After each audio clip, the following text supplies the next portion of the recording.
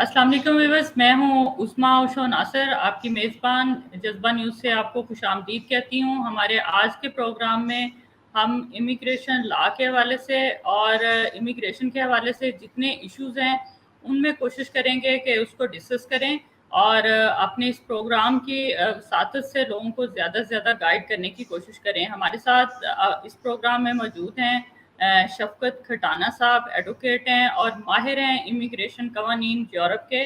और दूसरे हमारे जो गेस्ट हैं, ऑनरेबल गेस्ट हैं, वो ज़ुबैर ख़ान एडवोकेट साहब हैं, ये भी माहिर हैं इमिग्रेशन लॉ के। हम आज आज के इस प्रोग्राम में ये कोशिश करेंगे कि जो लोग हमसे जज़्बा न्यूज़ पर बहुत सारे सवालात होते हैं और लोग पूछते हैं कि किस तरह से इन मसाइल का हम हल कर सकते हैं, तो हम अपने इन दोनों माहिरीन से जो कि बहुत अरसे से जो है इन कवानीन के हवाले से लोगों की खिदमत अंजाम दे रहे हैं और उनको गाइड कर रहे हैं, इनसे हम सवालात पूछेंगे और उन सवालात से आपको बहुत ज़्यादा गाइडलाइन मिलेगी। हमारे जो व्यूअर्स हैं जो इस वक्त हमारा प्रोग्राम देख रहे हैं, हम अपने प्रोग्राम का आगाज़ शफ़क़त खटाना साहब से करेंगे। जी शफ़क़त साहब, कैसे हैं आप? खैरियत से हैं? जी शुक्रिया और सबको अस्सलाम वालेकुम। सब ठीक ठाक, आप सुनाएं, आपका क्या हाल चाल है? जी, बिल्कुल ठीक-ठाक हैं। और शफ़क़त साहब, मुझे ये बताइए कि हमें हमारे पास एक बहुत ज़्यादा सवाल ये आता है कि स्वीडन की जो इमिग्रेशन है, वो किस तरह से हासिल की जा सकती है और उसका क्या आसान तरीक़ाकार क्या है? इस हवाले से आप गाइड कीजिए हमारे व्यूअर्स को। जी शुक्रिया। देखिए, आपके सवाल के काफ़ी जवाब हैं, तो मैं इसको 3-4 मिनट में कंक्लूड करने की कोशिश करूँगा। काफ़ी ऑप्शंस होते हैं बंदों के पास आजकल जो पाकिस्तान से या किसी और कंट्री से स्वीडन शिफ्ट होना चाहते हैं। तो अगर कोई बंदा पाकिस्तान में बैठा है या ईयू से बाहर बैठा है, तो उनके लिए सबसे आसान 2 रास्ते होते हैं। एक होता है कि आप स्टडी वीज़ा अप्लाई करके, तो आप जब आपको स्टडी वीज़ा मिल जाए तो आप आ सकते हैं स्वीडन में। उसके बाद जब आप स्टडी पढ़ें, कुछ एक टर्म एक सेमेस्टर पढ़ें, 30 पॉइंट्स लें, उसके बाद फिर बंदा यहाँ पे वर्क परमिट में चेंज कर लेता है या बिजनेस वीज़ा में चेंज कर लेता है। दूसरा जी। ऑप्शन यही होता है कि बंदा वहाँ से आउट ऑफ यूरोप बंदा यहाँ पे काम ढूंढ कर और वर्क परमिट अप्लाई करके यहाँ पे फिर शिफ्ट हो जाए, अकेला या अपनी फैमिली के साथ। उसके बाद और भी ऑप्शन है, यानी कि बंदा बिजनेस वीज़ा भी लेकर आ सकता है, उसके ऑप्शन भी हैं, लेकिन वो बहुत मुश्किल होता है। जो सबसे ईजी है वो है स्टडी वीज़ा और उसके बाद आता है वर्क परमिट। उसके बाद अभी रिसेंटली अभी 1 जून को एक नया कानून स्टार्ट हुआ है ये स्वीडन में, जिसका कहते हैं कि अगर आपने यहाँ पे आके बिजनेस करना है या जॉब करनी है, एक था कि आपको जॉब मिल गई है और आपने वर्क परमिट अप्लाई करना है। दूसरा है कि अभी 1 जून से जिस बंदे ने यहाँ पे आके जॉब सर्च करनी है, आपको जॉब मिली नहीं लेकिन आपको जॉब सर्च करने का 9 महीने का वीज़ा आपको मिल सकता है। उसकी रिक्वायरमेंट ये है कि जो बंदा अप्लाई कर रहा हो वो हाई क्वालिफाइड हो, उसके पास मिनिमम जो है वो मास्टर की डिग्री हो या डॉक्टरेट की डिग्री हो, मिनिमम, उससे नीचे नहीं होनी चाहिए। तो मास्टर की डिग्री इज मिनिमम रिक्वायरमेंट।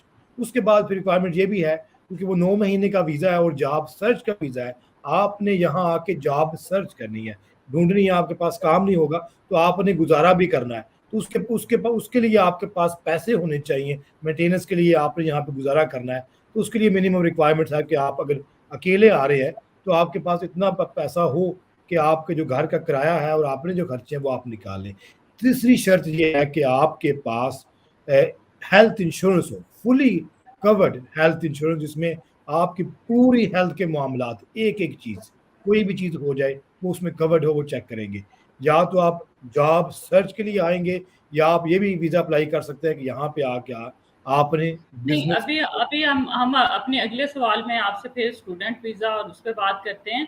अभी हम चौधरी ज़ुबैर साहब से ये सवाल करेंगे कि अगर कोई जर्मनी में आना चाह रहा है और वो इमिग्रेशन लेना चाह रहा है, तो उसका क्या तरीक़ाकार होगा? जी, बिस्मिल्लाहिर्रहमानिर्रहीम। सब व्यूअर्स को आप दोनों को अस्सलाम वालेकुम। बहुत शुक्रिया आपका, आपने हमें इधर आज इनवाइट किया और इस मौके पे हम गुफ्तगू कर सकते हैं। ये है कि जैसे खड़ाना साहब ने बताया कि स्वीडन और जर्मनी के लॉज इतना डिफरेंस उन दोनों में नहीं है, ऑप्शन सेम है।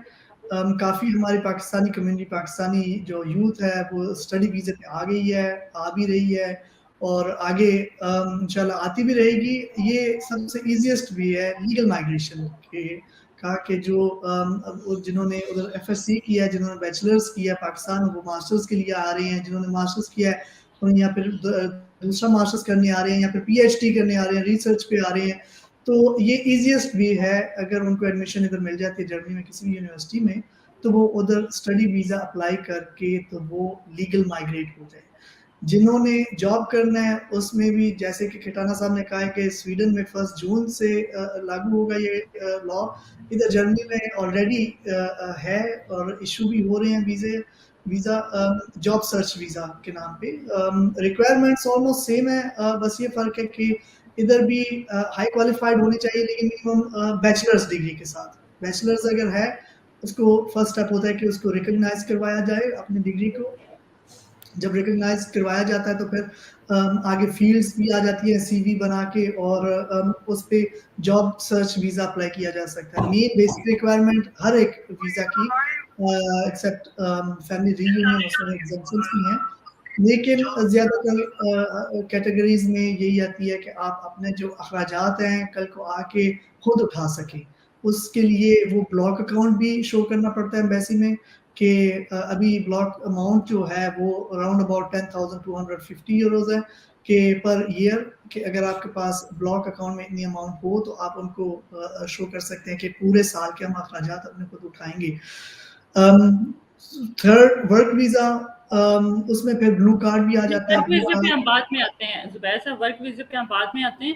अभी मैं खटाना साहब से मेरा एक सवाल है। खटाना साहब, जो लोग ऑलरेडी वहाँ पर किसी भी तरीके से चले गए हैं, वो अपने आप को वहाँ लीगलाइज करना चाहते हैं, तो उसका क्या तरीकाकार होगा वहाँ स्वीडन में, क्या उसकी क्या कवानीन है? ये डिपेंड करेगा कि जो लोग यहाँ पर आए हैं वो कौन सा किस टाइप का वीज़ा लेकर आए हैं। तो अगर बंदा लेकर आया है स्टडी वीज़ा बंदा लेकर आया है तो उसके बाद फिर 2 ऑप्शन होते हैं कि जब आप आते हैं और आप पढ़ते हैं और आपने मिनिमम 30 पॉइंट्स लिए हैं, 1 सेमेस्टर कंप्लीट किया है, तो उसके बाद आप यहाँ पे वर्क परमिट अप्लाई कर सकते हैं या फिर आप यहाँ पे बैठ के आप बिजनेस वीज़ा अप्लाई कर सकते हैं। तो ये 2 ऑप्शन है। अगर बंदा कोई और टाइप का वीज़ा लेकर आया तो फिर डिपेंड्स उस सिचुएशन में, बंदा और कुछ यहाँ पे बैठे अप्लाई कर सकता है या नहीं। लेकिन नॉर्मली आजकल ज़्यादा लोग जो आ रहे हैं वो स्टडी वीज़ा लेकर ही आ रहे हैं, जो नए लोग आ रहे हैं। दूसरे लोग जो आ रहे हैं वो तो यहाँ शादी करके आ रहे हैं, इस तरह के रिश्तों में आ रहे हैं, उनका वैसे ही सिस्टम आगे फिर वो चलता रहता है। जी जी ज़ुबैर साहब, आप जर्मनी के हवाले से बताइए कि जो लोग वहाँ पर गए हैं स्टडी वीज़े पे या वैसे किसी भी तरीके से वहाँ चले गए, तो अगर वो वहाँ लीगलाइज करना चाह रहे हैं खुद को, तो क्या तरीकाकार होगा? वही 2 ऑप्शंस हैं। एक तो या तो स्टडी अपनी कंप्लीट की जाए, टोटल अगर कोई बैचलर्स प्रोग्राम के लिए आया है तो वो अपने 3 इयर्स कंप्लीट करे, डिग्री हासिल करे। डिग्री हासिल करके उसे अगर जॉब मिल जाती है तो वो डायरेक्ट कन्वर्ट कर सकता है वर्क वीज़ा पे। अगर उसे जॉब नहीं मिलती तो फिर वो जॉब सर्च वीज़ा से मिल सकता है। वो 18 मंथ्स के लिए की उसकी वैलिडिटी होती है कि 18 मंथ्स टाइम दिया जाता है कि आप 18 मंथ्स में आगे फर्दर यहाँ जॉब ढूँढ लें या फिर किसी ने बैचलर्स अगर किया है तो वो आगे और पढ़ना चाहता है तो फिर वो मास्टर्स में एडमिशन ले लेगा। तो उसमें ये होता है कि टोटल स्टडी टाइम पीरियड जो होता है मैक्सिमम 10 इयर्स का है कि जब से वीज़ा फर्स्ट टाइम वीज़ा लगे आपको 10 साल आप इधर पढ़ाई कर सकते हैं। चाहे वो बैचलर्स हो, दोबारा सेकंड बैचलर्स या मास्टर्स या पीएचडी, वो आगे आप स्टेप वाइज आगे बढ़ सकते हैं।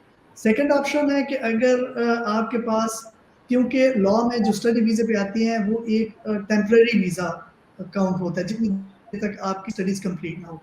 क्योंकि कोई मिसयूज़ ना करे स्टडी वीज़े को, जर्मन लॉ के मुताबिक उन्होंने काफ़ी स्ट्रिक्ट रिक्वायरमेंट्स रखी हुई हैं। वो कहते हैं कि आप वीज़ा चेंज कर सकती हैं, लेकिन जो आप वीज़ा अप्लाई करेंगे उसकी सारी रिक्वायरमेंट्स पूरी होनी चाहिए।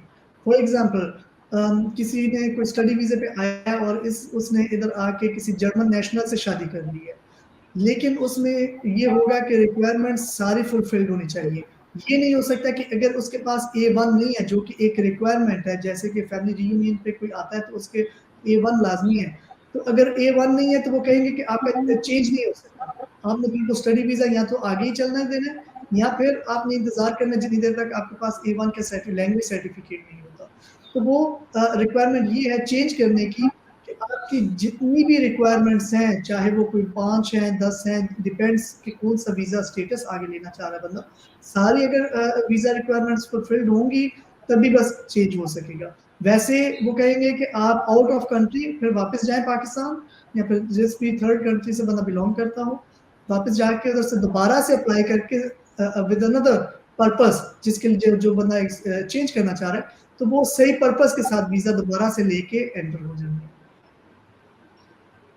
जी, खटाना साहब, अभी आपके ही एक जवाब से मुझे एक सवाल वहाँ पर हुआ कि मैं क्योंकि पाकिस्तान से मुखातब हूँ आपसे, तो यहाँ पर ये बहुत ज़्यादा मसला होता है कि कोई के पास नेशनैलिटी है, वो खातून है या मर्द है और उसकी शादी पाकिस्तान में हो जाती है, वो अपने पार्टनर को वहाँ पर बुलाना चाह रहे हैं, तो उसका क्या तरीक़ाकार होगा? वो क्या ऐसे कवानीन हैं जिससे वो आसानी से अपने मतलब पार्टनर को वहाँ पर बुला सकते हैं? जी, ये उसका ये तरीका होता है कि अगर आपका पार्टनर पाकिस्तान से हो या किसी भी कंट्री आउट ऑफ यूरोप हो, तो उसका ये है कि आप स्वीडन जो माइग्रेशन बोर्ड है, उनकी वेबसाइट पे जाके आपने वहाँ पे ऑनलाइन एप्लीकेशन दर्ज करनी है, पुट करनी है। एप्लीकेशन से पहले यहाँ का जो टैक्स ऑफिस है, वहाँ पे आप अपनी शादी जो है वो रजिस्टर करनी है। जैसे पाकिस्तान में मेरे ख्याल में नादरा होता है, यूनियन कौंसिल वगैरह होता है, वहाँ पे आप अपना रिश्ता रजिस्टर कराते हैं। तो यहाँ पे आप टैक्स ऑफिस में रजिस्टर कराते हैं ताकि आपके हिस्से में आपकी वाइफ या हस्बैंड आ जाए। उसके बाद फिर आप एप्लीकेशन पुट करेंगे माइग्रेशन बोर्ड की वेबसाइट की, तो उसके फिर कुछ बेसिक जो है वो उनकी शराइत है, कह लें डिमांड्स है मिनिमम। तो जो बंदा पहला वो देखेंगे कि आपकी जो शादी है क्या वो सच्ची पक्की है या नहीं। उस पे फिर वो देखेंगे कि आप एक दूसरे से कितने कितने लंबे अरसे से जानते पहचानते हैं, आपकी कम्युनिकेशन कैसी है, आप कम्युनिकेशन किस तरीके से करते हैं। काफ़ी वो फिर इंटरव्यू में काफ़ी सवालात करते हैं जिससे वो अंदाज़ा लगाते हैं कि ये सच्चा रिश्ता है या फिर ये वो रिश्ता है जो हुआ है सिर्फ लोगों को पेपर दिलाने के लिए। उसके बाद फिर वो देखते हैं कि जो बंदा यहाँ पे रह रहा है स्वीडन में फॉर एग्जांपल, तो उसके पास अपना इनकम है, जॉब है और उसके बाद उसका अपना अपार्टमेंट है या नहीं। तो ये भी एक मिनिमम रिक्वायरमेंट है। तो जो बंदा किसी को बुला रहा है पाकिस्तान से शादी करके, तो हस्बैंड एंड वाइफ की जो मिनिमम डिमांड है वो है कि आपकी जो सैलरी है, जो बंदा स्वीडन में रह रहा है उसकी जो सैलरी है, टैक्स के बाद जो मिनिमम अमाउंट आपको अपने अकाउंट में आ रही है, उससे आपके मकान का जो है किराया वो भी निकलेगा, यानी वो भी निकलना चाहिए। और उसके बाद हस्बैंड एंड वाइफ के लिए मिनिमम अमाउंट जो है वह 8520 क्रोनर है। ये मिनिमम रिक्वायरमेंट है। लेट्स से कि आपके मकान का किराया है 10,000, जस्ट फॉर एग्जांपल, तो 10,000 आपके मकान का किराया है, 8520 क्रोनर जो है वो फिर हस्बैंड वाइफ की जो उनकी एवरेज है, कितना खर्चा लग हो जाता है, इतने पैसे बंदे के पास होने चाहिए। सो इट मीन्स कि 18,520 क्रोनर आपके पास होने चाहिए मकान का किराया और हस्बैंड वाइफ के लिए। और उसके बाद अगर आपके बच्चे भी हो जाए साथ, अगर बच्चे छोटे हैं 6 साल तक, तो फिर फी बच्चा जो है वो रिक्वायरमेंट है 2756 क्रोनर पर मंथ पर चाइल्ड अंडर एज ऑफ 6। उसी हिसाब से अगर बच्चा 7 to 10 ईयर्स है तो उसकी रिक्वायरमेंट है 3308 क्रोनर। अगर बच्चा 11 से 14 ईयर्स है तो इसकी रिक्वायरमेंट है 3860। और अगर बच्चा 15 ईयर्स से ऊपर है तो इसकी रिक्वायरमेंट है 4411 क्रोनर। तो ये रिक्वायरमेंट्स हैं। तो बेसिक रिक्वायरमेंट हो गई, मकान आपके पास हो, इनफ मकान हो आपके पास बड़ा। अगर हस्बैंड वाइफ है सिर्फ तो उसके लिए एक बेडरूम, एक लिविंग रूम, किचन होना चाहिए। अगर आपके बच्चे हैं तो हर 2 बच्चों के लिए आपके पास मिनिमम एक बेडरूम होना चाहिए। अगर आपके पास 2 बच्चे हैं तो 2 बेडरूम एंड लिविंग रूम होना चाहिए। ये बेसिक रिक्वायरमेंट्स है। उसके बाद जैसे मैंने शुरू में कहा कि आप माइग्रेशन बोर्ड की वेबसाइट में एप्लीकेशन पुट करेंगे, वो एक प्रोसेस है। वो आपके डॉक्यूमेंट देखेंगे, आपका काम देखेंगे, आपका अपार्टमेंट देखेंगे। उसके बाद फिर वो देखेंगे आपका रिश्ता सच्चा पक्का है या नहीं। आजकल इस तरह के प्रोसेस तकरीबन 2 साल ले रहे हैं, तकरीबन 2 साल के बाद इंटरव्यू आता है और फिर जवाब आता है। जी। अच्छा, ये तो खटाना साहब आपने बताया कि जो बंदा यूरोप में है, स्वीडन में है, वो वहाँ से जो उसके लिए रिक्वायरमेंट है, जो पाकिस्तान से या किसी और कंट्री से वहाँ जाना चाह रहा है, उसकी भी के लिए भी कोई रिक्वायरमेंट है कि एजुकेशन इतनी होनी चाहिए या एज का या कोई इस तरह के कोई रिक्वायरमेंट है उनके लिए भी? देखें, जो बंदा शादी करके जा रहा है ना, तो उस बंदे के लिए कोई रिक्वायरमेंट नहीं, एज की रिक्वायरमेंट है यहाँ पे कि मिनिमम आप 18 साल के हों, 18 साल के आप के 18 अबव हों, तो ये मिनिमम रिक्वायरमेंट है। उसके बाद हमारे स्वीडन में जो बंदा शादी करके आ रहा है उसके लिए लैंग्वेज का कोई रिक्वायरमेंट नहीं है, पैसे की कोई रिक्वायरमेंट नहीं है। तो जो बंदा बुला रहा है उसके पास मकान होना और सैलरी होना ज़रूरी है। और तीसरा होगा कि आपका रिश्ता ज़रूरी है, लेकिन जो आ रहा है उसके लिए उसके लिए कोई रिक्वायरमेंट नहीं है। जी ज़ुबैर साहब, आप बताइए कि जर्मनी में क्या इस हवाले से क्या लॉ है, सेम है या वहाँ पे कुछ डिफरेंस है कि अगर कोई आउट ऑफ जर्मनी है और वो शादी हो गई है और वो अपने पार्टनर को वहाँ बुलाना चाह रहे हैं तो उसके लिए क्या रिक्वायरमेंट होगी? मेन सबसे बड़ा जो मसला है वो ना तो रिक्वायरमेंट्स है, ना सैलरी है, ना कुछ भी नहीं है। जो पंजाब से हैं जिनको जर्मन एम्बेसी इस्लामाबाद में जिन्होंने एप्लीकेशन सबमिट करवानी है, उधर सबसे ज़्यादा मसला अपॉइंटमेंट्स का है, क्योंकि जिसने शादी एप्लीकेशन सबमिट करवानी है और अपने स्पाउस के पास जर्मनी जाना है, उसको 1.5 साल 18 मंथ्स सिर्फ अपॉइंटमेंट के लिए इंतज़ार करना पड़ रहा है आजकल, ताकि वो अपनी एप्लीकेशन सबमिट करवा सकें। इस पे खटाना साहब बता सकेंगे कि स्वीडन में ऑनलाइन एप्लीकेशन हो सकती है कि डायरेक्ट जितनी भी जो भी स्टार्ट करना प्रोसीडिंग करनी है वो ऑनलाइन हो रही है, क्योंकि जर्मनी के लिए अभी तक ऑनलाइन सिस्टम नहीं हुआ, ना उन्होंने कोई आउटसोर्स किया वीएफएस ग्लोबल के नाम से या कुछ भी इस तरह की कंपनी के थ्रू कि सबमिट भी एप्लीकेशन एम्बेसी में होनी चाहिए और वो भी 18 मंथ्स के बाद होनी हो सकती है। अच्छा, यहाँ पे जुबैर भाई, यहाँ पे सब कुछ तकरीबन ऑलमोस्ट एवरी टाइप ऑफ जो है ना वीजे एप्लीकेशन वो ऑनलाइन होते हैं। जो विजिट वीज़ा होता है वो तो आपको पता है ऑनलाइन ही होता। उसके अलावा बिजनेस वीज़ा, वर्क परमिट और फैमिली जो है, स्पोर्ट्स वीज़ा जो है वो ऑनलाइन ही होता है। तो जो पहला आपका प्रोसेस का हिस्सा होता है वो ऑनलाइन ही होता है। हमारा ये भी होता है अक्सर कि आपको जो इंटरव्यू होता है ना, वो कई बार आपको एम्बेसी बुला लेते हैं इंटरव्यू के, जो पाकिस्तान में है, और कई बार वो फ़ोन पे इंटरव्यू कर लेते हैं टाइम को बचाने के लिए। तो वो अक्सर वो ऑनलाइन इंटरव्यू करके तो जो भी ये सॉरी करके तो वो और कर लेते हैं। ये जर्मन एम्बेसी का यही सबसे बड़ा मसला है। रिक्वायरमेंट्स पे आए तो ये है कि इनकम और एकोमोडेशन की ज़रूरत नहीं है जो जर्मन स्पाउस के पास जा रहे हैं। लैंग्वेज की ज़रूरत है हर एक को। एग्जाम्पशंस भी हैं, एग्जाम्पशंस आ जाती हैं कि spouse of recognised asylum seekers या फिर जिनके माइनर जर्मन नेशनल बच्चे हों उनको लैंग्वेज कोर्स करने की ज़रूरत नहीं है। लेकिन 80% और ब्लू कार्ड होल्डर्स उनको भी ज़रूरत नहीं है। कुछ एग्जाम्पशंस हैं, लेकिन मोस्टली ये है कि A1 language, basic language skills हैं, उनकी ज़रूरत है। और जिनके स्पाउस के पास जर्मन नेशनैलिटी नहीं है, उनकी फिर आ जाती है ये एडिशनल रिक्वायरमेंट्स लाइक एकोमोडेशन होनी चाहिए, मिनिमम 12 स्क्वायर मीटर पर पर्सन, साथ में सैलरी की मिनिमम आप अपना किराया निकाल के पर एडल्ट जो है वो 450 यूरोस आपके पास होने चाहिए, पर चाइल्ड राउंड अबाउट 230 यूरोस। तो उसमें इनकम की आ जाती है। लेकिन जैसे कि मैंने कहा है कि मसला ये रिक्वायरमेंट्स का नहीं होगा, सबसे बड़ा मसला अपॉइंटमेंट का ही है, जो अभी जर्मनी आने वाले स्पाउसेस के लिए सबसे बड़ी एक मुश्किल खड़ी हो रही है और सबसे बड़ा मसला है।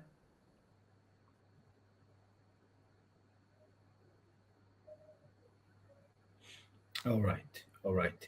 या हमारे स्वीडन में तो वैसे बहुत पुराने अरसे से ना सब कुछ ऑनलाइन ही सिस्टम चल रहा है, विच इज़ गुड। लेकिन यहाँ पे भी जो है वो टाइम लग जाता है आपको ना वीज़ा मिलने में। तो एप्लीकेशन पुट करने के बाद आपके तकरीबन 2 सवा 2 साल लग जाते हैं जवाब आने में। कई बार किस्मत अच्छी हो तो वो साल तक हो जाता है। तो प्रोसेस जो है वो बहुत लंबा है। अच्छा, लेंथी फिर भी है। वही है कि इधर भी अभी 18 मंथ्स आपने इंतज़ार किया, फिर वो लॉयर वेरिफिकेशन आ जाती है। लॉयर वेरिफिकेशन में पहले कोरोना से पहले तो 5 टू 6 मंथ्स लगते थे, अब वो 8 टू 12 मंथ्स भी लग रहे हैं। कराची वाले हालात बहुत ख़राब थे कॉन्सुलेट के, उधर अपॉइंटमेंट्स अभी मिल जाती है वो, लेकिन उनके लिए सिर्फ जो सिंध में रहते हैं सिंध वाले जो हैं काउंसलिंग में सबमिट करवा सकते हैं, उनके लिए अपॉइंटमेंट्स का मसला नहीं है। वो अभी अपॉइंटमेंट ढूंढे, ऑनलाइन स्लॉट्स हो तो वो नेक्स्ट मंथ भी सबमिट करवा सकते हैं, may be end of this month. लेकिन मेन जो है वो इस्लामाबाद में ये मसला चल रहा है मैसेज। जाना साहब, आपने स्टूडेंट वीज़े के लिए बात की। ज़्यादातर ज़्यादातर लोग, आपका ख़्याल है और हमने भी ये देखा है कि स्टूडेंट वीज़े पे जाके वहाँ पर सेटल होने की कोशिश करते हैं। तो स्टूडेंट वीज़े के लिए आप क्या गाइड करेंगे कि डायरेक्ट जो वहाँ यूनिवर्सिटीज़ हैं या एजुकेशनल के जो इंस्टीट्यूट हैं उनको डायरेक्ट यहाँ से लोग अप्रोच करें, या मतलब मुख्तलिफ़ किस्म के लोग हैं यहाँ पर जो वो उनका सारा प्रोसेस करते हैं, तो कौन-सा आप समझते हैं तरीक़ाकार जो है वो बेहतर है? जी, मैं ये कहूँगा कि जो पढ़े-लिखे लोग हैं ना, वो अपने इस तरह के सारे प्रोसेस खुद हैंडल करते हैं और कर सकते हैं, उनको टेंशन नहीं होती। वो खुद ही ऑनलाइन यूनिवर्सिटीज़ की वेबसाइट पे सर्च करके जो-जो वो जो-जो क्या कहते हैं, कोर्सेज़ उन्हें पढ़ने होते हैं, प्रोग्राम उन्हें पढ़ने होते हैं, वो खुद सर्च कर लेते हैं, खुद उनको मेल करके उनसे इन्फॉर्मेशन भी ले लेते हैं, फ़ोन करके इन्फॉर्मेशन ले लेते हैं। पहला प्रोसेस यही होता है कि आपने यूनिवर्सिटी को टच करना है और यूनिवर्सिटी में जो है जो भी आपको कोर्स पसंद आए, वो आपने अप्लाई करना है और जो आपको वो डॉक्यूमेंट माँगे, ऑफ कोर्स आपकी डिग्री होगी, आपने इंग्लिश लैंग्वेज का टेस्ट दिया होगा, सब कुछ अगर वो क्लियर है, यूनिवर्सिटी वो आपको एडमिशन जो है वो आपकी अप्रूव्ड हो जाएगी। उसके बाद जो आपकी फ़ीस है, वो भी अप्रूव होने के विदिन फ्यू वीक्स जो है, अंदर-अंदर उसने आप आई थिंक 2 वीक्स होता है, कि वो फ़ी आपने पे करनी है। फ़ी जो है वो तकरीबन 5-6 हज़ार यूरो से लेके 7 साढ़े 7 हज़ार यूरो पर सेमेस्टर, जो तकरीबन 6 महीने का है, उतनी वो फ़ीस पे करनी होती है। तो अगर वो फ़ी पे करें तो फिर आपकी एडमिशन हो गई। उसके बाद फिर आपने माइग्रेशन बोर्ड से आपने एप्लीकेशन जो है वो प्रोसेस में पुट करनी है, तो उसके बाद वो आपको बहुत जल्द आपका यानी कि जवाब आ जाएगा। ये भी होता है, अक्सर लोग गलतियाँ कर देते हैं कि कई बार उनको शक हो जाता है, तो शक हो जाए तो वो फिर लोगों को इंटरव्यू पे या तो फ़ोन करके इंटरव्यू कर लेते हैं या फिर वो एम्बेसी बुला के इंटरव्यू कर लेते हैं। उसमें ये होता है कि जो लोग अक्सर लोग सोचते नहीं हैं कि कौन-सा कोर्स मेरे लिए बेस्ट होगा। अगर फॉर एग्ज़ाम्पल मेरी फ़ील्ड है, मैं वकील हूँ, अगर मैंने पाकिस्तान में वकालत की है, तो उसका ये मतलब तो नहीं कि मुझे स्वीडन में जो भी कोर्स मिल गया, मुझे एडमिशन मिल गई, मैंने अप्लाई कर लिया। यानी कि मैंने स्वीडन पाकिस्तान में मैं वकालत की है और स्वीडन में मैंने जो है वो मेडिसिन का कोर्स अप्लाई कर लिया, एडमिशन मिल गई, या स्वीडन में मैंने डॉक्टर बनना है या मैंने कुछ और करना है। यानी कि जो आप बंदे के पीछे फ़ील्ड आ रही है, जो आपने पहले पढ़ा है, वही उसी फ़ील्ड को आप कंटिन्यू करें, तो आपके लिए ईज़ी होगा। अगर आपने आईटी पढ़ा है, तो आईटी का कोर्स ही अप्लाई करें, उसमें एडमिशन मिल जाएगी। अक्सर लोग गलतियाँ करते आ रहे हैं कि उन्होंने पहले कुछ और पढ़ा और आगे किसी और फ़ील्ड में कोर्स अप्लाई कर दिया, और जब उन्होंने फ़ोन करके या एम्बेसी में बुला के इंटरव्यू किया और पूछा कि आप तो वकील हैं, आप डॉक्टर हैं, अब आपने ये पढ़ना है, तो बताएँ आपने क्यों पढ़ना है? तो लोगों के पास अक्सर सही जवाब नहीं होते। वो फिर पूछते हैं कि इस कोर्स में आपका जो पहला सेमेस्टर है, 6 महीने है, क्या-क्या पढ़ाया जाएगा? आपने इसके बारे में इंक्वायरी की? तो अक्सर लोगों के पास जवाब नहीं होते, वो स्ट्रेस में आके गलत जवाब दे देते हैं। तो ये भी एक रिकमेंडेशन है कि जो कोर्सेज़ आप अप्लाई करें, वो आप कोशिश करें कि आपकी अपनी फ़ील्ड में हो, उसके बारे में पूरी इन्फॉर्मेशन लें, यूनिवर्सिटी को मेल करें, फ़ोन करें और उनकी वेबसाइट पे जाके प्रॉपर पढ़ें। अगर आपको कॉल आ जाए, तो पूछें, तो फिर आपके पास जवाब होना चाहिए। उसके बाद अगर आप एडमिशन मिल जाती है, जब वीज़ा लग जाते हैं, आ जाते हैं, तो आने के बाद फिर आपने ये भी है ना कि आपने आके कम से कम 1 सेमेस्टर पूरा करना है। आपने 30 पॉइंट्स, 1 सेमेस्टर 30 पॉइंट्स होता है, वो पूरा करेंगे, तब ही आप आगे जाके वर्क परमिट यहाँ पे बैठे अप्लाई कर सकते हैं या बिज़नेस वीज़ा कर सकते हैं। अगर आप वो स्टडी कंप्लीट नहीं कर सकते, आपकी फ़ील्ड कुछ और है, तो आप तो पास नहीं होंगे, तो उसका मतलब है कि आगे का सफ़र फिर वहाँ रुक जाएगा। फिर आपको आगे-पीछे किसी और मुल्क भागना पड़ेगा इल्लीगल तरीकों से, और वो फिर बहुत लेंथी प्रोसेस हो जाता है। ये बेसिक रिकमेंडेशन थी। जो जिन्होंने अप्लाई करना होता है ना, जिन जो पढ़े लिखे होते हैं, वो सारे रास्ते आसानी से ढूँढ लेते हैं। सब कुछ, सारी इन्फॉर्मेशन ऑनलाइन इंग्लिश में है, इंग्लिश में पढ़ी हुई है, और उन्होंने काफ़ी इन्फॉर्मेशन, बहुत ना लंबी डिटेल में इन्फॉर्मेशन लिखी हुई है। और नेट पे और भी बहुत सारे वेबसाइट्स हैं, जिन पे बहुत ही ज़्यादा अच्छी इन्फॉर्मेशन है, और यूट्यूब पे काफ़ी लोगों के वीडियोज़ भी हैं जिन्होंने डिटेल में किया। लेकिन मैं अक्सर कहता हूँ कि वो शायद उनमें काफ़ी गलत इन्फॉर्मेशन भी आ जाती है। लेकिन जो माइग्रेशन बोर्ड, जो ऑफिशियल डिपार्टमेंट्स हैं और जो यूनिवर्सिटीज़ हैं, उनकी वेबसाइट बंदा पढ़े, तो वहाँ पे काफ़ी ज़्यादा आपको इन्फॉर्मेशन मिल जाती है। जी। बहुत अच्छी सजेशन थी आपकी, और वाक़ई में मेरे एक्सपीरियंस में भी ऐसा ही आया है कि लोग बिना सोचे समझे, क्योंकि बस जाना चाह रहे होते हैं, एजुकेशन तो एक वो होता है बहाना, तो वो ऐसे ही कर रहे होते हैं कि जो मन में आया वो वहाँ पे अप्लाई कर दिया और फिर एंड पे। जी ज़ुबैर साहब, आप बताइए जर्मनी में क्या सिचुएशन है? अगर जो स्टूडेंट वीज़े की अभी बात की है, तो यही सवाल मेरा आपसे भी है कि किस तरह से वो वहाँ डायरेक्ट अप्लाई करें, जर्मन जो इंस्टीट्यूट हैं, यूनिवर्सिटीज़ हैं, या क्या तरीक़ाकार जो है आपके ख़्याल में बेहतर है? बिल्कुल देखिए इधर से ही पता चल जाता है कि किसकी इंटेंशन वाकई ही है आके अपना स्टडी कंप्लीट करने की, कंटिन्यू करने की, और किसकी कोई और गलत इंटेंशन है कि अगर किसी ने किसी और की हेल्प ली, एजेंट की या किसी और कंपनी की, तो उससे डाउट वैसे ही आ जाता है कि ये तो उसने कल को मिसयूज करेगा। और जो स्टडी वीजे की ज़्यादा परसेंटेज भी है रिजेक्शन की, वो इसी रीज़न की वजह से है। वो कहते हैं कि हमें डाउट है कि तुम जाके अपनी स्टडी उधर कंटिन्यू कर सकोगे या फिर अपनी इस हिस्ट्री के साथ। फॉर एग्जांपल उधर अगर एफएससी में या बैचलर्स में सिर्फ 50% कोई मार्क्स लेके पास होता है, तो वो इस तरह के मुश्किल प्रोग्राम में आ जाता है जो कि इधर के जो नेटिव हैं वो भी बहुत मुश्किल से क्लियर कर सकेंगे। तो उनको उधर से ही डाउट हो जाता है एम्बेसी को भी कि तुम तो ये कर ही नहीं सकोगी, तुमने एडमिशन तो क्योंकि ज़्यादातर ये भी होता है कि वो क्योंकि जर्मनी में स्टडी जो है वो है भी एक किस्म की फ्री, तो प्राइवेट यूनिवर्सिटी नहीं है, कम प्राइवेट यूनिवर्सिटीज़ और कॉलेजेस हैं। 95% 98% जो है वो गवर्नमेंट के हैं और उसमें फीस स्ट्रक्चर जो है वो किसी हद तक ऐसी समझ लें कि जैसे फ्री है। तो अगर उनकी रिक्वायरमेंट्स जो हैं इतनी किसी प्रोग्राम की ना हो, तो लेकिन जो प्री हिस्ट्री है एप्लीकेंट की, वो बिल्कुल किसी डिफरेंट बैकग्राउंड से हो, उधर से उनके डाउट्स आने शुरू हो जाते हैं। सेकंड पॉइंट ये है, जैसे कि खटाना साहब ने कहा है कि जिसने वाक़ई ही अपने स्टडी पे फ़ोकस करना है, वो इस हद तक वो खुद से इन्फॉर्मेशन ले सकेगा, क्योंकि ना कि सिर्फ यूनिवर्सिटीज़ वाले अपनी होम पेजेस पे दे रहे हैं इन्फॉर्मेशन, बल्कि एक्स्ट्रा पोर्टल्स बने हुए हैं। फॉर एग्जांपल studyingermany.de, ये एक वेबसाइट है जिसमें सारे इन्फॉर्मेशन है कि कौन से फील्ड में किसने कहाँ एडमिशन ले, या फिर DAAD डार्ट इसके प्रोग्राम्स होते हैं। उधर इन्फॉर्मेशन काफ़ी हद तक है, कैसे आपने अभी तक जो आपकी स्टडीज़ है उसको कैसे रिकॉग्नाइज करवाना है, आगे कैसे कंटिन्यू करनी है, एडमिशंस कैसे लेनी है, और जो वाकई कोई अच्छा स्टूडेंट होगा जिसका फोकस कल को इधर जर्मनी या स्वीडन आके पढ़ने का होगा, वो उधर से खुद से इंफॉर्मेशन ले लेगा। तो ज़्यादातर जो रिजेक्शन रीज़न भी है वो यही है कि डाउट है हमें कि स्टडी वीज़ा मिसयूज़ होगा।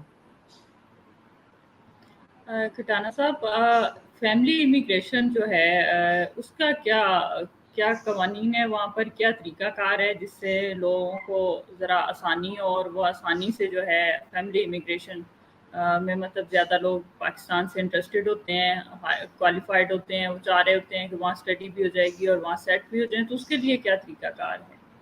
अच्छा, आपकी इस सवाल को लेने से पहले मैंने अगर जो स्टडी वीज़ा की एक जो चीज़ थी ना, मैं भूल गया था पहले, तो क्योंकि लोग सुन रहे हैं तो अच्छा है कि उनको जो इन्फॉर्मेशन वो मेरे प्रॉपर मिले।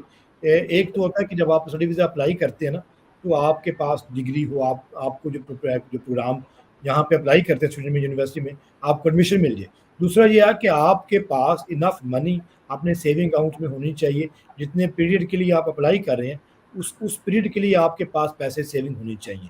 तो अगर आप फॉर एग्जांपल 1 साल का कोर्स आपको अप्लाई करते हैं और आपको वो आप एडमिट हो जाते हैं, तो वो उसकी जो फ़ीस है, जो पैसे होने चाहिए आपके पास, सेविंग मनी, अगर अकेला बंदा आ रहा है, वन मैन, तो उसके लिए है 8,694 kroner पर मंथ, और 12 महीनों का 1 साल का बनेगा 104,328 kroner। तो ये मिनिमम रिक्वायरमेंट है, तो ये आपने अपने बैंक अकाउंट में शो करना है। अच्छा, इसका भी मैं बता दूँ कि काफ़ी लोग मिस्टेक करते हैं। जब उनको पता चलता है कि चलो एडमिशन हो गई, अब यूनिवर्सिटी एम्बेसी वाले बुला रहे हैं, तो फिर वो उनको याद आता है कि हाँ, हमारे पास तो पैसे भी होने चाहिए। तो वो बैंक अकाउंट जो है वो उनमें पैसे आपने शो करने होते हैं। वो कहते हैं हमारा बैंक स्टेटमेंट शो कराओ। तो अक्सर लोग ये करते हैं कि अभी आगे पीछे पूछ के, कुछ चाचा से लिए, कुछ मामा से लिए, कुछ आगे पीछे से लिए, और पैसे जो है बैंक अकाउंट में वो डाल दिए। तो वो एक 104,000 आपके आ गए। लेकिन फिर वो कई बार एम्बेसी वाले, कई जो केस ऑफिसर होते हैं, वो थोड़े चालाक होते हैं। वो कहते हैं कि अपना जो बैंक स्टेटमेंट है उसकी हिस्ट्री शो करो। हम देखना चाहते हैं कि पहले से आज से 3 महीने पहले या 4 महीने पहले या 5 महीने पहले आपके पास पैसे कितने थे, तो नज़र आता है कि ज़ीरो। अक्सर लोग यहाँ पे भी मिस्टेक कर जाते हैं। कुछ लोग जो यहाँ पे होते हैं और उनको 1 सेमेस्टर का वीज़ा लगा होता है और आगे उन्हें एक्सटेंशन अप्लाई करनी होती है, उसके लिए भी रिक्वायरमेंट है कि आपके पास जितना फर्दर आपने पढ़ना है, फी मंथ आपके पास मिनिमम जो पैसे हैं वो होने चाहिए। उधर भी लोगों के पास पैसे नहीं होते, जब वो पूछते हैं तो आगे भी इसे जमा करके वो उनको स्टेटमेंट शो कर देते हैं। फिर वो कहते हैं कि हमें हिस्ट्री शो कराओ, कि पिछले महीने कितने थे, उससे पिछले महीने कितने थे, उसमें होता है 0 या कम होते हैं। तो काफ़ी लोगों के रिजेक्शन जो है इस वजह से भी हुए हैं, वो हो रहे हैं कि वो जो पैसों का मामला है वो उन्होंने क्लियर नहीं किया होता। तो ये मैंने कहा तो कि खटाना साहब, सॉरी, आपका ये जो आपने बताया है, तो इसमें क्या मतलब क्या ऐसा तरीकाकार हो सकता है? बहुत सारे लोग वाकई में ही ऐसे होते हैं कि उनके पास ऐसे पैसे नहीं होते, वो बस इधर उधर से जमा करके जाना चाह रहे होते हैं, तो फिर वो क्या कर सकते हैं कि अगर अकाउंट हिस्ट्री उनकी इतनी अच्छी नहीं है? देखिए, मेरे आपके सवाल का जवाब मेरे पिछले जवाब में आ गया। तो इसका होता है कि आप तैयारी करें पहले। आपने अप्लाई करने से पहले अगर आपने पता है कि आपने अगले साल जाना है, अप्लाई करना है, तो आप इसी साल तैयारी कर लें। इसी साल से आपने जो प्रिपरेशन है वो स्टार्ट कर लें। अगर आपने अभी आना है नेक्स्ट सेमेस्टर में, तो उसका हो गया टू लेट, आप अप्लाई नहीं कर सकते। अब अर्लीस्ट आप अप्लाई कर लेते हैं वो सेमेस्टर जो 2023 में अप्लाई हो रहा है, 8 से 6 महीने बाद फॉर एग्जांपल। तो 6 महीने है आपके पास, आप तैयारी कर लें। जब भी वो पूछेंगे आपके पास सारे डॉक्यूमेंट रेडी होने चाहिए, बैंक स्टेटमेंट, आपका स्टडी, आपका जो है क्या कहते हैं, जो कोर्स आपने पढ़ना है कितने कितने उसकी कितनी अकाउंट की जो स्टेटमेंट है, जो हिस्ट्री है, वो कितने अरसे की मिनिमम होनी चाहिए? देखिए, ये कोई रिक्वायरमेंट नहीं है कि मिनिमम इतना अरसा वो मांग सकते हैं। वो केस ऑफिसर पे डिपेंड करता है, महीना पहले या 2 महीने पहले या 3 महीने पहले, इससे यानी कि ज़्यादा लंबा तो नहीं मांगते, लेकिन वो मांग सकते हैं। तो अगर बेशक आपने पैसे अभी आपके अकाउंट में आए हैं, फिर आपके पास एक्सप्लेनेशन होनी चाहिए कि आपके पास अभी पैसे कहाँ से और कैसे आए। अगर आपके अकाउंट में 4 जगह से पैसे आ रहे हैं, तो वो फिर और मुश्किल हो जाएगा। अगर आपके फादर के अकाउंट से आ रहे हैं, then maybe you can explain कि मेरे जो अब्बू हैं, मेरे वालिद हैं, उन्होंने पैसे मुझसे दिए, वो मेरी विरासत का हिस्सा है, मुझे विरासत में मिलने थे, वो उन्होंने मुझे पहले दे दिए। तो may be it could help, may be, फिर मैं कह रहा हूँ। लेकिन बस ये है कि आपके पास पहले से ही आपके पास सेविंग मनी हो, आप हिस्ट्री थोड़ी शो कर दें, तो आपके लिए ईजी होगा, फ्यू मंथ्स मिनिमम। सर, आप फैमिली इमिग्रेशन के हवाले से जी, मेरा सवाल अच्छा, था। जो फैमिली का आपने पूछा था, वो क्या पूरी फैमिली पहली बार आ रही है, या वो फैमिली इमिग्रेशन का मतलब ये है कि जो एक फैमिली यहाँ पर है मेंबर, दूसरा वहाँ से आना चाहता है? नहीं, मैं आपसे जो सवाल कर रही हूँ वो ये है कि अगर पूरी फैमिली ही जाना चाह रही है, जो पाकिस्तान है या कोई दूसरी कंट्री है, वहाँ से यूरोप, स्वीडन स्पेशली जाना चाह रही है, तो वो क्या, उसका क्या तरीकाकार होगा? जी, एक जो मैंने पहले बताया, जिसमें शुरू में थोड़ी सी बात हमने की थी, कि जो नया ऑप्शन है, जो जर्मनी में भी है, कि जॉब सर्च जो है उसका वीज़ा आप ले सकते हैं, या बिजनेस स्टार्ट करने का जो वीज़ा है वो आप अप्लाई कर सकते हैं। वो मैक्सिमम जो है वो 9 मंथ्स का है। एक ऑप्शन ये है कि आप बिजनेस स्टार्ट करने का वीज़ा या काम ढूंढने का वीज़ा, उसके लिए जैसे मैंने कहा आपके पास मिनिमम मास्टर की डिग्री हो और आपके पास इनफ मनी हो, सेविंग मनी हो, वही डिमांड्स आ गई, तो आप उस हिसाब से यहाँ पे अप्लाई कर सकते हैं और लोगों को मिलेंगे।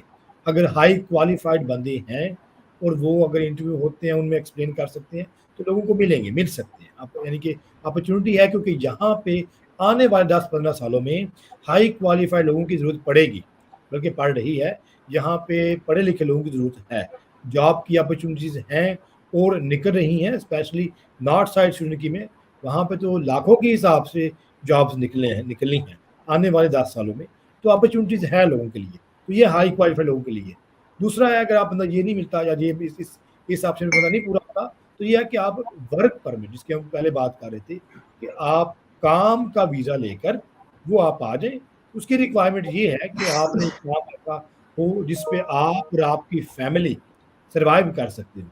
यानी कि अगर मैं पाकिस्तान से आना चाहता हूँ, मुझे काम मिल रहा है, मेरे साथ एक मेरी वाइफ और 2 बच्चे, इट मीन्स वी आर 4। तो मेरे पास जो सैलरी मुझे मिल रही है, वो इतनी सैलरी मुझे मिल रही हो कि जिससे मैं और मेरी फैमिली, उसके सारे खर्चे भी निकल रहे हों, वो हमारे मकान का जो किराया है वो भी निकल रहा है। जैसे मैंने पहले कहा कि अगर मकान का किराया है 10,000, तो इट मीन्स कि 10,000 वो आपकी सैलरी के जो टैक्स है उसके बाद आपको मिले। उसके बाद हस्बैंड वाइफ के लिए 8,520, और जो बच्चे 6 साल से नीचे हैं वो है 2,756 ईच चाइल्ड। तो इतनी अमाउंट आपको टैक्स के बाद आपने शो करनी है कि वो आपको मिल रही है। तो अगर आपको इस तरह का काम मिलता है, तो आप फिर वर्क परमिट अप्लाई करें, काम ढूंढें। उसके लिए यह है कि वर्क जो है इतनी सारी से मिलता नहीं, लेकिन स्टिल आप सही कि अगर आप हाई क्वालिफाइड हैं, तो आपको अपनी फील्ड में काम मिल सकते हैं। IT में फॉर एग्जांपल आसानी से काम मिल ही जाते हैं अगर बंदा सर्च करे, या फिर आपके जानने वाले यहाँ पर हैं जो आपकी हेल्प कर देंगे यहाँ पे काम ढूंढने की। उसके बाद ये है कि आप अगर आपके पास आपको हाँ अगर आपकी इनफ सैलरी नहीं है लेकिन आपकी सेविंग है, अगर लेट्स से कि जो डिमांड है कि आपके पास आपकी फैमिली और किराए के हिसाब से आपके पास मिनिमम 20,000 क्रोनर टैक्स के बाद आना चाहिए, लेकिन आपके आ रहे हैं 18,000 क्रोनर, 2,000 जो कम आ रहे हैं आपके, उसका कोई हल नहीं।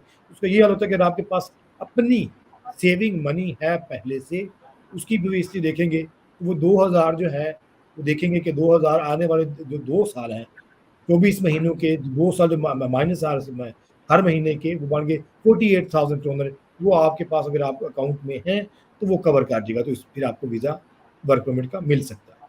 या फिर आप बिजनेस वीज़ा अप्लाई करें। बिजनेस वीज़े के लिए ये है कि आपका जो जो बिजनेस आपने करना है वो एक अच्छे लेवल का होना चाहिए। ये नहीं कि मेरे पास लाख यूरो है, मैंने इन्वेस्ट करना है, जाके पता नहीं क्या करना है, कोई प्लान नहीं है, कोई स्ट्रेटजी नहीं है, कोई बजट नहीं है, या फिर किसी कंसल्टेंट के हाथ लग गए और उसने आपसे इतनी फीस ले ली जितनी 2 वकील जो है पढ़े लिखे वो भी नहीं आपको लेंगे, या वो आपको कहेंगे कि यहाँ पे इन्वेस्ट करो, हम आपको गैस स्टेशन लेके देते हैं, वर्कशॉप लेके देते हैं। वो उस वर्कशॉप की जो है कीमत टोटल वैल्यू जो है वो लाख यूरो भी नहीं होगी, वो आपसे 2 लाख यूरो ले लेगा। और उसके बाद ना वो वर्कशॉप चलना है, ना आपको वीज़ा मिलना है। तो उसका ये होता है कि जो हाई क्वालिफाइड लोग हैं, जो पढ़े लिखे लोग हैं, जो रियल बिजनेसमैन हैं, उनके लिए अपॉर्चुनिटी है कि वो वर्क बिजनेस वीज़ा जो है वो अप्लाई कर ले। उसका ये है कि आप प्रॉपर किसी वकील से मिले, जो वकील इस फील्ड का माहिर है, वो बेशक उर्दू स्पीकिंग ना हो, डजंट मैटर। हम अपनी बात नहीं कर रहे, मैं यानी कि वो हमें फ़ोन करो, किसी भी प्रॉपर इमिग्रेशन की फील्ड में एक वकील से फ़ोन करें जिसकी कुछ ईयर्स का एक्सपीरियंस है इस फील्ड में, 2, 3, 4, 5 साल का, तो उससे भी ज़्यादा एक्सपीरियंस हो, जिसको सारी चीज़ों का पता हो, वो आपको फिर प्रॉपर गाइड करेगा। इसमें आपकी फ़ीस शुरू में थोड़ी हो जाएगी ज़्यादा, लेकिन ये है कि आपको जो गाइडेंस है, हेल्प जो है वो प्रॉपर प्योर मिलेगी। आपको कोई धोखा नहीं होगा, क्योंकि हम अक्सर यहाँ पे सुनते हैं, हर वीक दूसरे वीक कोई ना कोई कॉल आई होती है, मैंने उस कंसल्टेंट से बात की, उस कंसल्टेंट से बात की, उसको इतने पैसे दिए, उसको 10 लाख रुपया दिया, उसको 20 लाख रुपया दिया, उसको 50,000 यूरो दे दिए इन्वेस्टमेंट के लिए, अब वो बंदा फ़ोन नहीं उठा रहा। अभी रिसेंटली मुझे पिछली वीक एक बंदे की फ़ोन आई जिसने 20,000 यूरो किसी को दिए हैं यहाँ पे, और उसने वीज़ा लेके देना है, वो बंदा फ़ोन नहीं उठा रहा। इस तरह के काफ़ी मामला लोगों को होते हैं।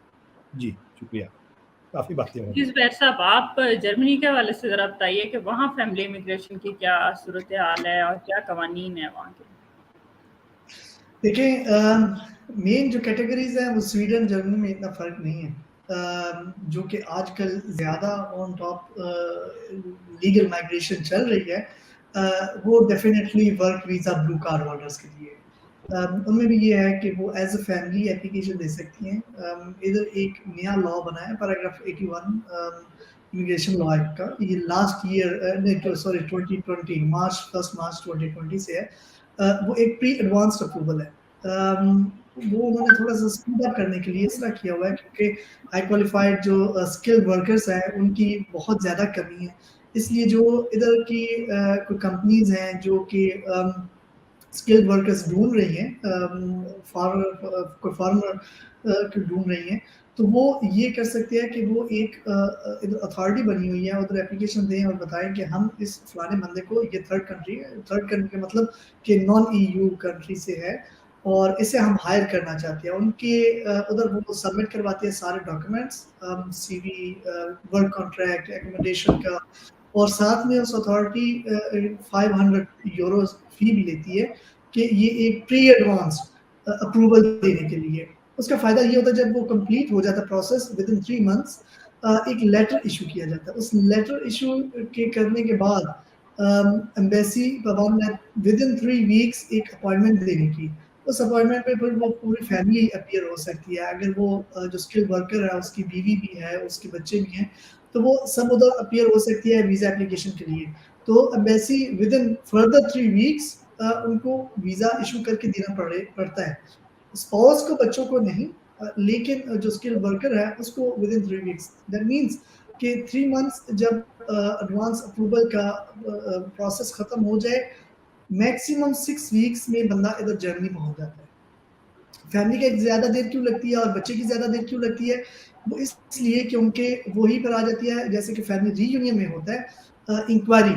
लॉयर वेरिफिकेशन की जाती है स्पाउस के बर्थ सर्टिफिकेट और मैरिज सर्टिफिकेट कि ये जो निकाहनामा और यूनियन काउंसिल का मैरिज सर्टिफिकेट है पेश किया गया कि ये ठीक है या नहीं, और उसकी फिर वो एक लॉयर को हायर करते हैं। लॉ फर्म्स हैं जो एम्बेसीज के साथ काम करती हैं, तो फिर वो लॉयर जाता है उधर प्रॉपर यूनियन काउंसिल में, उधर वो रजिस्टर चेक करता है कि इस सर्टिफिकेट की एंट्री है या नहीं, फिर इंटरव्यू करेगा एप्लीकेंट के साथ और उसकी फैमिली के साथ, नेबरहुड में हालांकि करती हैं, पूछते हैं कि ये इनको आप जानते हैं, एप्लीकेंट की शादी कब हुई, कैसे हुई, बच्चे हैं या नहीं है, वेरीफाई करने के लिए कि जो इन्फॉर्मेशन उधर दी गई है एप्लीकेशन के दौरान कि वो सच है या नहीं।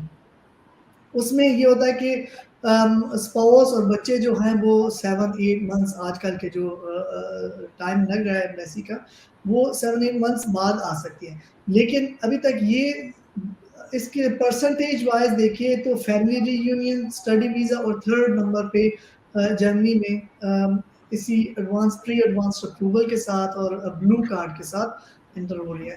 ब्लू कार्ड का भी ये है कि अगर किसी को कॉन्ट्रैक्ट मिला है और उसने अपने स्पाउस के साथ एप्लीकेशन दी है तो एक इधर इमिग्रेशन ऑफिस जो होम ऑफिस होता है उधर की अप्रूवल जो ये चीज़ें चेक करते हैं कि एकोमोडेशन है नहीं है, सैलरी कितनी है, काफ़ी है नहीं काफ़ी, उसकी ज़रूरत भी नहीं होती जो ब्लू कार्ड होल्डर्स होती है, क्योंकि उनकी रिक्वायरमेंट इतनी होती है सैलरी वाइज कि अगर डिपेंड्स ऑन द फील्ड, लेकिन मिनिमम 55-50,000 यूरोस पर ईयर उनकी इनकम होनी चाहिए, फिर ही जाके बंदा एलिजिबल होता है ब्लू कार्ड के लिए।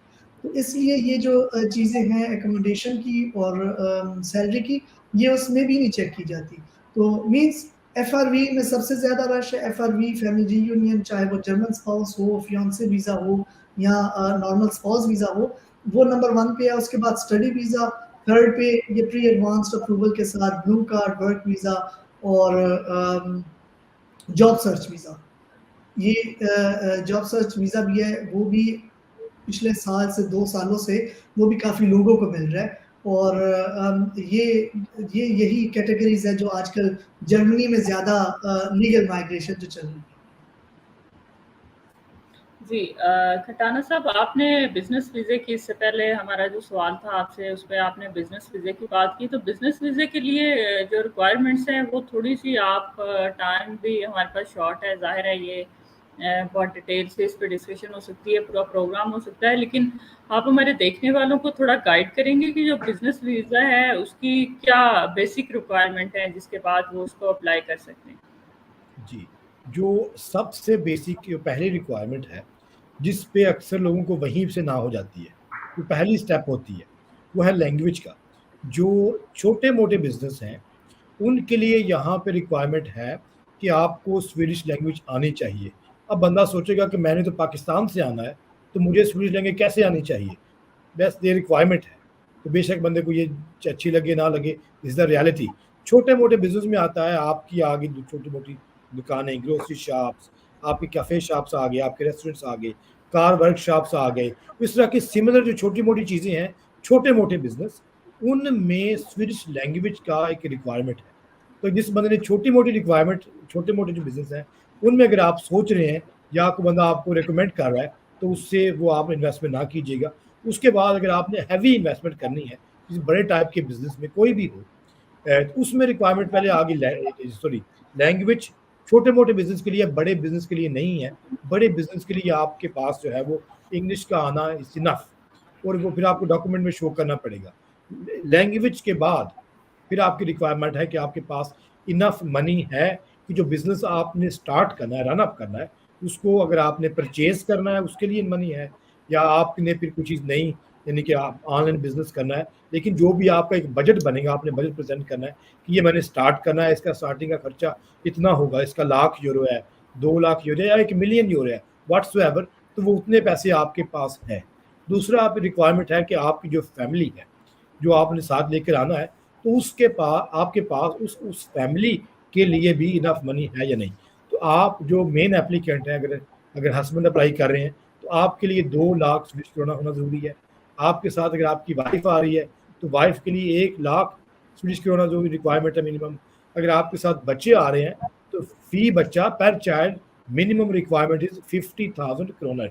तो ये आपकी आपकी फैमिली के लिए प्राइवेट आपके लिए जो है मिनिमम रिक्वायरमेंट है। उसके बाद जैसे मैंने कहा कि आपका जो बिजनेस आपने परचेज करना है, स्टार्टअप करना है, पहले 4 महीने 6 महीने आपने वहाँ यहाँ पर रेंट पे करना है, आपकी दूसरी कास्ट होंगी, तो उसके लिए भी आपके पास पैसा होना चाहिए। आपका बिजनेस प्लान होना चाहिए और बिजनेस प्लान एक रियल होना चाहिए, जिसमें जो जब वो पढ़ें तो उनको फील हो कि वाकई ही ये बिजनेस जो है ये डूएबल है, इस पे आप सर्वाइव कर सकते हैं, इस पे आप प्रॉफिट में जा सकते हैं और आपकी family very soon very quickly जो आप आपके आने के बाद उस पे इतना आपको प्रॉफिट होगा कि आपकी फैमिली उस पर सर्वाइव कर लेगी। ये हो गया। उसके बाद जो बड़ी रिक्वायरमेंट ये है कि जिस बंदे ने बिजनेस वीज़ा अप्लाई करना है, जिस बंदे ने बिजनेस करना है, वो कम से कम 50% जो है वो शेयर होल्डर हो उस कंपनी का, और उसी बंदे ने बिजनेस चलाना है, किसी और ने नहीं। आपने द बॉस होना है। उसके बाद आपके पास एक्सपीरियंस होना बहुत ज़रूरी है, ये मिनिमम रिक्वायरमेंट है। अगर मैंने यहाँ पे किसी फील्ड में, लेट्स से कि मैंने आईटी में कोई बिजनेस करना है स्वीडन में आके, तो मेरे बिजनेस प्लान के मुताबिक मेरे को लिखा होगा कि मैंने आईटी में एग्जैक्टली ये करना है, क्योंकि आईटी भी आजकल बहुत बड़ी है ना। तो जिस चीज़ में मैंने बिजनेस करना है एग्जैक्टली उसी चीज़ में मेरा एक्सपीरियंस होना चाहिए बिजनेस चलाने का। ये नहीं कि मैंने आईटी में काम किया है, यानी कि मैंने आईटी में किसी चीज़ में जाके क्या कहते हैं बिजनेस करना स्टूडेंट में, तो मैं ये नहीं कह सकता कि मैंने उसमें काम किया है, मेरे पास जॉब थी। नहीं, मैंने ये शो करना है डॉक्यूमेंट में कि मैंने यही बिजनेस एग्जैक्टली यही बिजनेस किसी और मुल्क में चलाया है, दुबई में किया है या आपने पाकिस्तान में किया है या कहीं और किया है। तो आपके पास डॉक्यूमेंट हो कि आपकी ये कंपनी रजिस्टर्ड थी, फॉर एग्जांपल पाकिस्तान में या दुबई में, जिसमें आईटी का नाम आए, आपने आईटी का बिजनेस किया है। उसके बाद आपकी कंपनी का बैंक अकाउंट था फॉर एग्जांपल, तो आप बैंक अकाउंट की हिस्ट्री शो करेंगे, ये मेरी आईटी की कंपनी थी और ये मेरे बैंक अकाउंट है कंपनी का, इसमें आप देख सकते हैं पैसे आओ जा रहे हैं। दूसरा, आपके जो कस्टमर होते हैं आपकी उनके साथ एग्रीमेंट होती है, आप उस एग्रीमेंट से डॉक्यूमेंट से शो करेंगे कि मैंने इस कस्टमर को ये चीज़ सेल की, उसे इतना पैसा मैंने लिया। और इसी तरह के जो भी आपके पास ऑफिस था, तो आपके पास ऑफिस का रेंटल एग्रीमेंट हो सकता है कि मैंने यहाँ पे इस जगह पे ऑफिस रेंट किया। आपकी पुरानी वेबसाइट है तो वो शो कराएंगे। तो जितने भी डॉक्यूमेंट आप शो कर सकते हैं जिससे नजर आए कि आपका जो बिजनेस है वो आपका एक्सपीरियंस है, तो वो आपके लिए हेल्पफुल होंगे। ये मिनिमम रिक्वायरमेंट्स है जी। जी ज़ुबैर साहब, हम आपसे ये सेम सवाल जो है ये रिपीट नहीं करेंगे। आप ये बताइए कि जर्मनी के विजिट वीज़े के हवाले से भी मैंने पाकिस्तान में देखा है लोगों को काफ़ी मुश्किलात का सामना करना पड़ता है, तो उसकी क्या रीज़न है और क्या ऐसे रिक्वायरमेंट है कि जिसको पूरा किया जाए तो वो फौरी तौर पर उनको इसमें कोई आसानी मिल सकती है?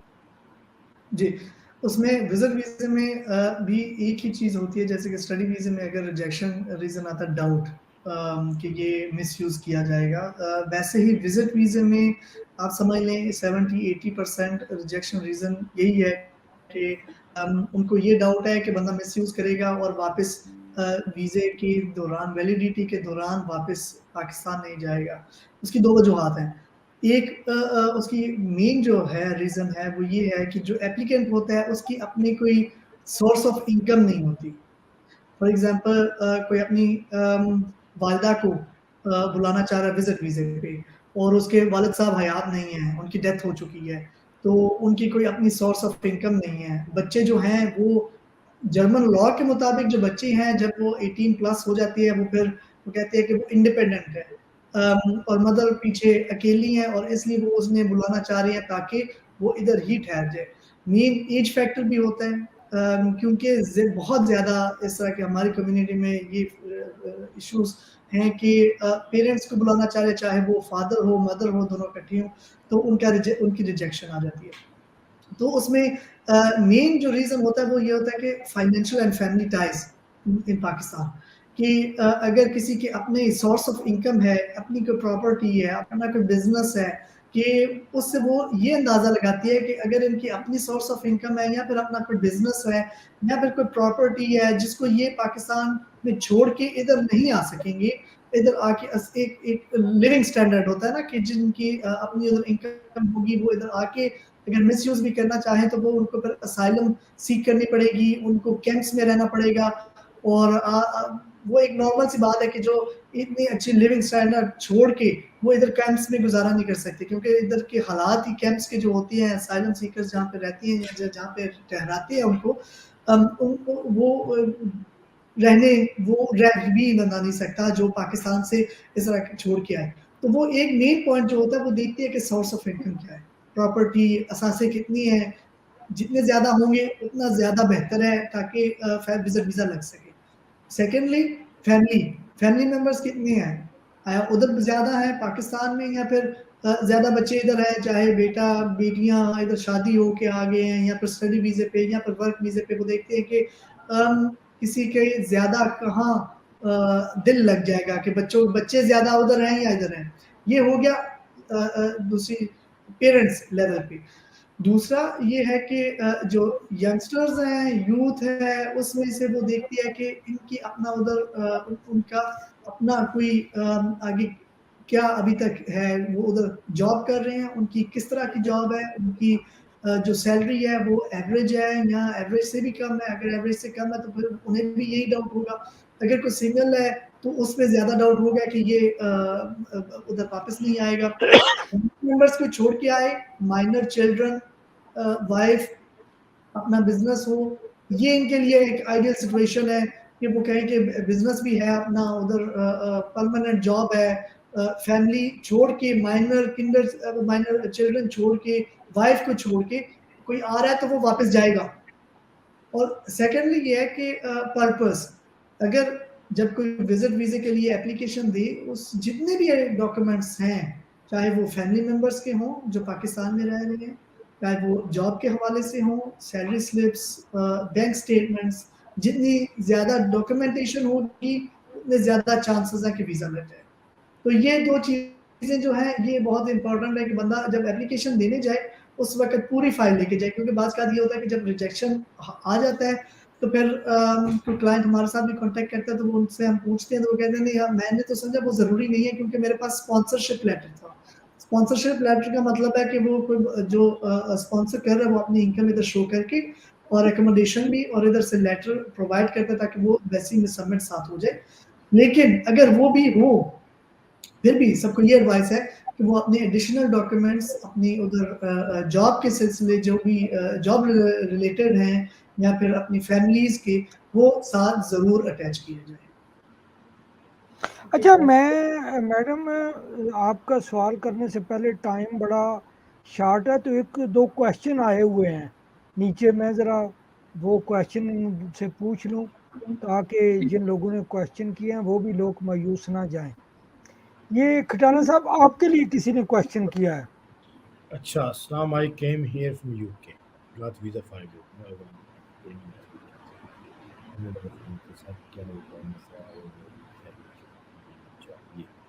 जी सर, अगर आपके पास 5 साल का वीज़ा है और आपका वैलिड है यूके वाला, तो फिर वो आप ईयू कानून जो है जो अगर आपको ये वीज़ा, क्योंकि ऑफ कोर्स आपका वीज़ा जो है ब्रेक्सिट होने से पहले का है, तो फिर वो पुराना ईयू कानून जो है आपके पास उस पर होश रद्द है जिसको कहते हैं स्विडिश में, तो उस कानून के मुताबिक जो आप वीज़ा अप्लाई कर सकते हैं उसका ये है कि आप अपनी फैमिली का विजिट वीज़ा भी अप्लाई कर सकते हैं सर। अगर आप स्वीडन में हैं, आप काम कर रहे हैं, ये सबसे पहले रिक्वायरमेंट आ गई ना कि आप काम कर रहे हैं, आपके पास पे स्लिप्स हो, आप शो कर दें, आपका काम परमानेंट है और आप रजिस्टर्ड हैं, तो फिर आप अपनी फैमिली का विजिट वीज़ा भी अप्लाई कर सकते हैं ताकि वो आप यहाँ पे आके आपको ज्वाइन कर लें, क्योंकि फिर वो आपका जो ईयू कानून है होने से पहले का वही लागू होगा, उसी के मुताबिक आप अप्लाई करेंगे। तो ये आप अगर बड़ी जल्दी आप एज एज पॉसिबल उनका विजिट वीज़ा अप्लाई करें। साथ ही विजिट वीज़ा अप्लाई करने के साथ साथ आप जो है परमानेंट जो वीज़ा होता है, रेजिडेंसी जो है वो आप अप्लाई कर लें। वो एम्बेसी के थ्रू भी अप्लाई कर सकते हैं और ऑनलाइन माइग्रेशन बोर्ड की जो वेबसाइट है उधर भी आप वहीं से भी आप अप्लाई कर सकते हैं। तो आपके लिए, क्योंकि आपके ईयू कानून के मुताबिक होगा, तो आपके लिए मिनिमम रिक्वायरमेंट नहीं है कि आपकी मिनिमम सैलरी सर होनी चाहिए इतनी, वो रिक्वायरमेंट नहीं है। आपका सैलरी होना, आपका काम होना और आप ये शो करें कि जब से आप आए हुए हैं आप काम कर रहे हैं, तो वो आपका वीज़ा लग सकता है। जी सर, शुक्रिया। ये एक क्वेश्चन आप ही समझ सकते हैं, स्वीडन के मुतल्लिक़ ही है। जी, मैं समझ गया। असल में होता ये है, जिसकी बात हम पहले भी मैं कर रहा था, कि कुछ काफ़ी लोग होते हैं जिनको कानून की अक्सर समझ नहीं होती, तो वो फेसबुक पे, सोशल मीडिया पे काफ़ी लिख देते हैं कि नया कानून होगा, उसमें ये होगा, उसमें मिनिमम रिक्वायरमेंट ये होगी, तो काफ़ी गलत इन्फॉर्मेशन दे देते हैं। कुछ लोग जो हैं वो कमेंट्स करते हैं सोशल मीडिया पे, कुछ वीडियो डाल देते हैं, कुछ कंसल्टेंट्स होते हैं जो गलत गाइड करते हैं, तो उसका जो है वो हमें वो फिर भरना पड़ता है कि हमें फिर वो दर्जनों काले आदमियों को एक्सप्लेन करना पड़ता है कि फ़लाँ बंदे ने जो कमेंट किया था या फ़लाँ कंसल्टेंट ने जो चीज़ कही थी वो बहुत गलत थी। तो अब ये काफ़ी लोगों ने यहाँ पे वेबला कर दिया था कि मिनिमम सैलरी जो है वो 27,000 करोड़ होगी, लेकिन विच इज़ रॉन्ग। ये मिनिमम जो सैलरी है वो 27,000 करोड़ नहीं है, ना ही इस तरह की कोई चीज़ है। जो मैंने अभी पहले, अगर आपने पूरा प्रोग्राम सुना है ना, जो मिनिमम सैलरी का, तो वो वही है। 13,000 जो मिनिमम बेसिक है, जो पहले से चल रहा है, जब से वर्क परमिट का कानून चल रहा है, वो वही है। उसके बाद 30,000 मिनिमम, उसके बाद फिर जो अगर आपकी फैमिली बढ़ रही है, उस हिसाब से जो मैंने पहले कहा कि फ़ी बच्चा, घर का मकान, तो वो उस हिसाब से होगा। लेकिन 27,000 की कोई बात नहीं है। किसी ने गलत फैमिली, काफ़ी लोग गलत इन्फॉर्मेशन काफ़ी लोग सोशल मीडिया पे शेयर कर रहे हैं कि 27,000 इज़ मिनिमम रिक्वायरमेंट। ये ज़ुबैर साहब आपके मुतलका सवाल है, ये ज़रा पढ़ लें आप ही। जी अस्सलाम वालेकुम। मुझे जर्मनी में 5 साल हो गए हैं और मेरे 2 बच्चे साउथ अफ्रीका का थे। वो 2 बच्चे जर्मनी में पैदा हुए हैं। मेरा फ्यूचर क्या है यहाँ पे? तो ये हसन दो साहब, तीन इकट्ठे हैं, पहले सारे पढ़ लें, उसके फिर आपको समझ आ जाएगी। का पासपोर्ट है, मेरी वाइफ के पास पाकिस्तानी पासपोर्ट है। ये आगे भी उसने लिखा है। अस्सलाम वालेकुम। मुझे आपसे पूछना है कि मैं जर्मनी में आया था तो मैंने अपनी कोई शनाख्त नहीं थी, मैंने अगर अपने पासपोर्ट मसला नहीं है, ये भी है, ये भी आखिर में उसने लिखा है। उनको कोई भी अपनी शनाख्त नहीं दी थी, अगर मैं अपने पुराने पासपोर्ट इनको देता हूँ तो कोई मसला तो नहीं है? जी प्यारा साहब, और भी हैं या यही थे? यही जी हसन साहब, असल में ये है कि आपका इस तरह बताया नहीं जा सकता। उसके लिए हमें और डिटेल चाहिए। आप बेशक अगर आपके पास वो डिटेल आप हमें प्रोवाइड करेंगे तो इंशाल्लाह हम आपको सही से गाइड कर सकेंगे। ये जो आपने सरसरी सी इंफॉर्मेशन दी है, हम नहीं चाहते आपको कोई गलत गाइडेंस मिले, इसलिए ज़्यादा डिटेल चाहिए कि आपके पास अभी स्टेटस क्या है, आपने असाइलम सीख की थी, रिजेक्ट हो गई, रिजेक्शन कब हुई, आपके पास सर्टिफिकेट्स कौन से, ताकि हम देख सकें कि आपके आगे फ्यूचर में कौन सा पॉसिबल रेजिडेंस परमिट आपके लिए अप्लाई किया जा सकता है और कौन सा बेस्ट होगा। तो इसलिए आप बेशक हमें कॉल कर लें, हमें मैसेज कर दें, तो हम इंशाल्लाह इस पे आपको डिटेल में गाइड करेंगे।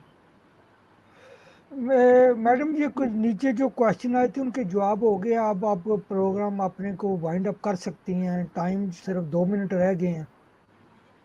सर, हम आपकी मौजूदगी से फ़ायदा उठाते हैं कि मैं तो शफ़क़त खटाना साहब का, ज़ुबैर खान साहब का शुक्रिया अदा करती हूँ कि उन्होंने अपना कीमती वक़्त दिया, हमारे व्यूअर्स को बहुत अच्छे से गाइड किया। हम अपना ये सिलसिला जारी रखेंगे और जज़्बा के प्लेटफ़ॉर्म से कोशिश करेंगे कि मैक्सिमम जो हम लोगों को एक गाइडलाइन दे सकें, ताकि वो एक तो उनका टाइम वेस्ट ना हो और दूसरा वो जो गलत किस्म के लोगों के हाथ चढ़ जाते हैं उससे भी उनकी बचत हो सके। तो हमारे इस प्लेटफॉर्म का जो पर्पस भी यही है कि ज़्यादा से ज़्यादा अपने व्यूवर्स को गाइड किया जाए। इजाज़ साहब, मैं आखिर में चाहूँगी कि आप कुछ अल्फाज में इसको सम अप करें तो बहुत अच्छा लगेगा। मैं तो इतना ही कहूँगा कि मैडम उज़्मा ओशो नासर जो हैं, ये इस्लामाबाद से हैं, तो इस्लामाबाद से इन्होंने प्रोग्राम होस्ट किया है। तो आइंदा भी इंशाल्लाह ताला ये पाकिस्तानी कम्युनिटी को, ओवरसीज़ पाकिस्तानियों को, जो पाकिस्तान में रहने वाले हैं, उनको मालूमात फ़राहम करने के लिए कि यूरोप में किस तरह लीगल तरीके से यूरोप की इमिग्रेशन हासिल की जा सकती है, और अगर कोई यूरोप पहुंच गया तो वो किस तरह लीगल तरीके से अपने आप को सेटल कर सकता है। इस तरह की इंफॉर्मेशन देने के लिए वो मुसलसल प्रोग्राम करेंगी। मैं उनका शुक्रिया अदा करता हूँ कि असल में मसला ये है कि हम अपने लोगों को प्रॉपर गाइड करना ज़रूरी है, ताकि वो इलीगल तरीके इख्तियार ना करें, वो एजेंट माफिया के हत्थे ना चढ़ें। बच्चे अपनी समुंदर में डूब कर या दरियाओं में डूबकर या ईरान और पाकिस्तान के बॉर्डर पर अपनी नौजवान जानें ज़ाया ना करें। लीगल तरीके से, अगर लीगल तरीके से आएँ यूरोप में आए, क्योंकि अब जो फ्यूचर है, खटाना साहब ने बताया कि कितने लोग जॉब सर्च वीज़ा स्वीडन का हासिल कर सकते हैं। इसी तरह जर्मनी तो बहुत अरसे से जॉब सीकर वीज़ा जो है वो दे रहा है, जॉब सर्च वीज़ा वो काफ़ी अरसे से जर्मनी दे रहा है। तो लीगल ज़राए जो है वो पूरे यूरोप ने खोले हुए हैं, सिर्फ उसके बारे में प्रॉपर इंफॉर्मेशन की ज़रूरत है, प्रॉपर आगाही की ज़रूरत है। तो इंशाल्लाह ताला मैं तवक्को करता हूँ कि मैडम जो है, मैडम उज़्मा ओशो नासर इस तरह के मालूमाती प्रोग्राम करती रहेंगी, और हमें भरपूर साथ हासिल है शफ़कत खटाना साहब का स्वीडन से और ज़ुबैर खां एडवोकेट साहब का जर्मनी से। ये हमें जब भी हम इनको को इनवाइट करते हैं, हमें टाइम देते हैं, और इनके दिल में भी एक जज्बा है कि अपने पाकिस्तानियों को, अपने हम वतनों को, चाहे वो यूरोप में ओवरसीज़ पाकिस्तानी रह रहे हैं या पाकिस्तान से कोई यूरोप की लीगल इमिग्रेशन का लेना चाहता है, तो उसको प्रॉपर गाइड किया जाए, सही मालूमात दी जाएँ, ताकि किसी के साथ कोई फ्रॉड ना हो, कोई धोखा ना हो। तो इंशाल्लाह ताला इसी तरह के प्रोग्राम जारी रखेंगे। खुदा हाफिज़। अल्लाह ताला सबको अपने हिफ्ज़ व अमान में रखे। खुदा हाफिज़। खुदा